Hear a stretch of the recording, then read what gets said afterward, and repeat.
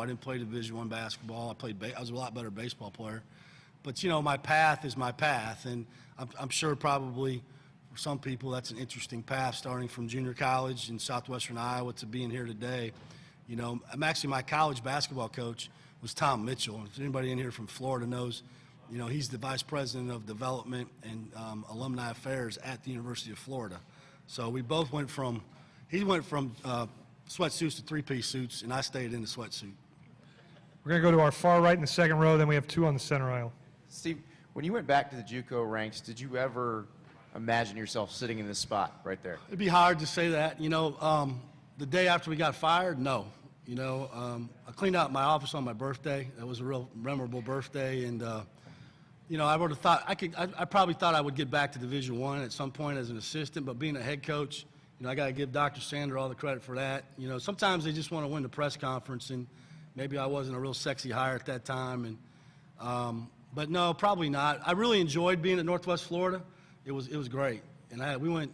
I don't know who put the Wikipedia out there, but we were 62-6, not 61-6. And as a head coach, we got to get every win we can get. All right, and so I had some opportunities, but I knew it had to be the right one for me to leave. And Greg Marshall, coming off a Final Four and giving me that opportunity was an opportunity of a lifetime. And then to be at Wichita and go 35-1 and 30-4, and then have Doc giving me a call, I couldn't have scripted it any better.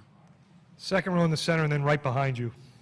Coach, can you talk about what the experience you and your staff have, and some Tevin and Hunter? What's the message in terms of not just enjoying being here, but being here to win and move on? Yeah, well, just be businesslike and stick to the plan, and that's something that we started in November. You guys remember we went to South Dakota and played in a 3-day tournament up there. We played Milwaukee, who got to the finals of their tournament, South Dakota State, who is in the tournament, and then Irvine, who got to the finals. We won 3 games in 3 days. We had short turnarounds for scouting report. They were locked in and focused, and that's just all it has to be here, is just be locked in and focused. And a lot of times I talk to our team about tightening their circle, blocking out the noise, and just concentrating on what the task at hand is. And I think having an older group, they're able to do that, and I don't think that'll be a problem. Staying on the center aisle.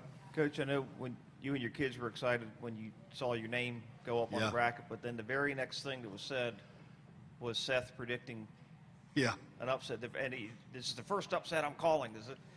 Good for Seth. Do you guys take that as a compliment? Do you embrace it? Do you want your kids to put that out of their minds? I don't think they pay attention to that. We couldn't even hear it, to be honest with you. It was so loud in there. Somebody did tell me that later. I don't think they put a lot into that. It's nice. That's the sexy matchups, the 12s and the 13s. People like to say those are great, upsets, but I don't think so. I think they know Florida's really good. All you have to do is turn on some tape and see him fly up and down the floor. Chris Chiozo is one of the fastest kids with the ball I've seen going north and south, and I coached against John Wall. Now, he's not John Wall, but he's John Wall fast when he gets that ball in his hands, and so I think we got their attention. And it's nice to one of the nice things about playing our tournament early is we get a chance to enjoy it. I've been played in the SEC championship game on Sunday, and you went to the banquet room in the hotel after the game, you watched the TV show, you flew home, and you flew back out again. You didn't really get a chance to enjoy it. These kids had a chance to enjoy that win over Greensboro for an entire week, and I'm glad they had that opportunity, but now it's business.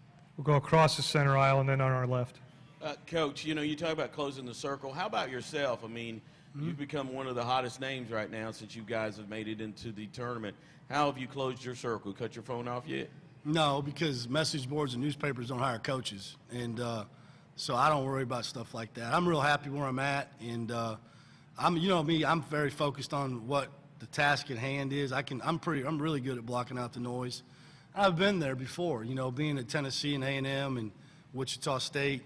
We've had a lot of, hype around our program, and we were a number 1 seed when I was at Wichita State. So I don't really get caught up in all that. I'm real happy being the head coach at East Tennessee State. I'm very lucky to be the head coach at East Tennessee State, and I'm going to remember you said that 2 years from now when you're trying to fire me. Second row on our left. Yeah, Kevin Brockway from the Gainesville Sun. Coach, you've alluded to Florida's speed in the backcourt, but you guys have kind of bigger guards. Is there any way or how you can use that to your advantage and how you have maybe during your conference schedule? Yeah, I think defensively, Kevin, we've been able to defend really well because of our length and our strength and our size, and we have to try to use that to our advantage. One of the big things we cannot let Florida do is get second chances. And, Robinson's really quick to the ball, really quick to the basket at 6'8" on the wing. He can play the 3, he can play the 4. So he's actually got a little bit of an advantage there, height-wise. But we've got to try to use our physicality, and our strength to try to keep Florida out of the paint. And that's going to be a hard thing to do without fouling them. And so if you ask me, what are sometimes our weaknesses? Maybe sometimes we foul a little too much. We turn the ball over a little too much. And that plays into Florida's hands.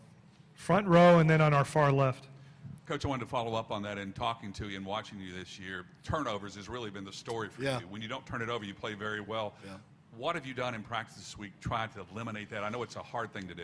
I don't know if we've done it. I think we practiced really hard. One of the proudest moments for me was at the SoCon tournament when we were sitting up here after the Mercer game.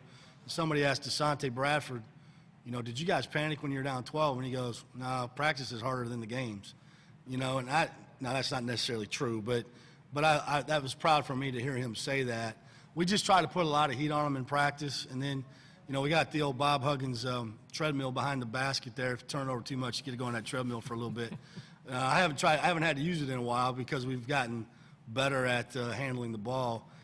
Some of that goes with playing fast, PJ. Sometimes when you play really fast, you're going to turn it over a little bit, and we try to play fast, and we haven't really done anything. We just talk about it and, try to correct it.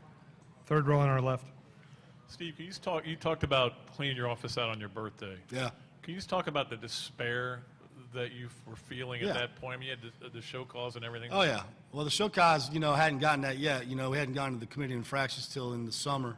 But, as a father, it's a tough moment because, I've been married 27 years now, or 28, I think. My wife's going to kill me. But, you got 3 kids. It's a tough moment. You're not quite sure what you're going to do, and how you're going to pay the bills and sell your house. The housing market was bad at that time, and I had a big house. And so I just really wasn't prepared, financially for something like that. And then going back to, but, I was employed pretty quickly. Northwest Florida, Mickey Inglet, who's the AD at Northwest Florida, called me, and I got a wonderful opportunity there quickly. But the money was obviously a lot less. So we had to downsize. And you know what? That was the best thing that probably ever happened to me. I didn't need all that stuff. I didn't need that big house. I knew that growing up. Just something that, adversity does certain things to certain people. And I thought it was a tremendous teaching moment for me. I try to tell our players all the time, when you get knocked down, you got to get back up. You tell your kids that. And there I was, knocked down. And my children were looking at me like, well, what's Dad going to do? So I felt like I had to get up, be accountable, and then persevere. And just like our team, I think that's probably, if you ask me that about our team, we're just a team that perseveres. Center aisle. Oh. Excuse me?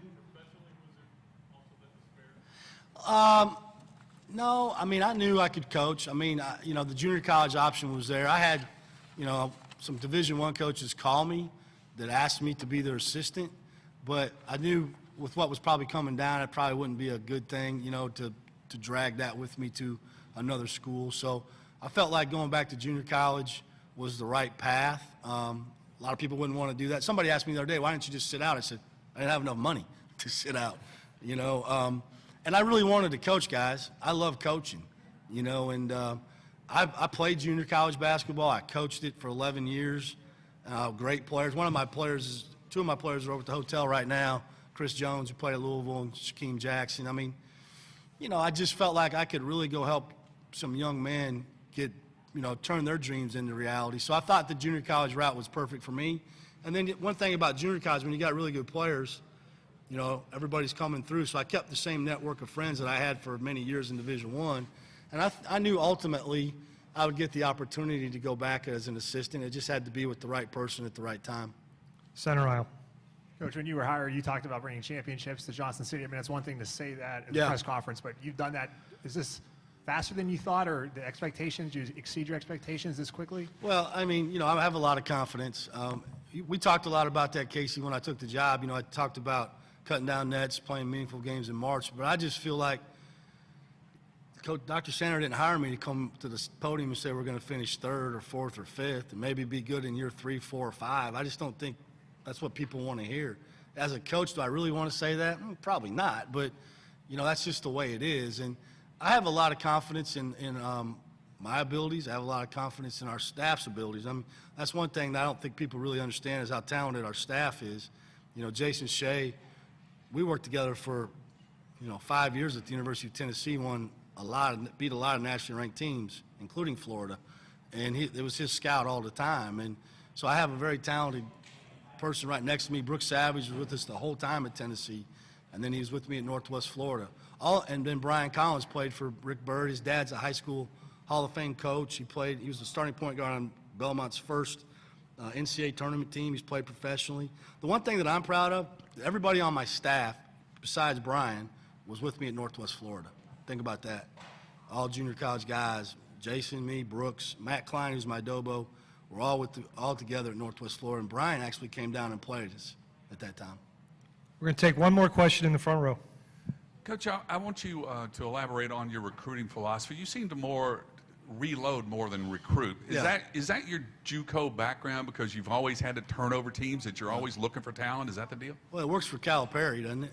I mean, he gets a little bit different cat than I get, but it's kind of the same deal. I think you got to go where you're strong, and Johnson City, Tennessee is not Memphis, Tennessee. Okay, we're not sitting around. I don't wake up every morning. I'm not surrounded by 30, 40 Division I basketball players, and so my job is to fill that arena and win basketball games. And so it was the best route that I felt like for East Tennessee State to get where we wanted to be today was to go out and tap into those, connections that we all have in junior college and then transfers too.